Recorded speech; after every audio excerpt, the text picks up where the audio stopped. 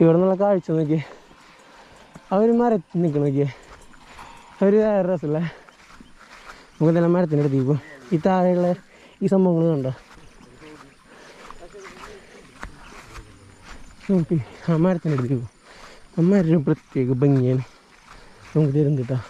ഈ ഒരു കോടരുള്ളു ആ ഒരു മരത്തിൻ്റെ ഭംഗിയിലെ നോക്കി നടക്കണം. നല്ല വഴുക്കലുണ്ട്.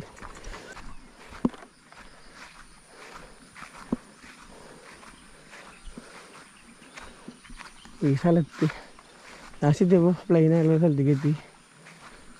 അവിടെ ഒരു മഴ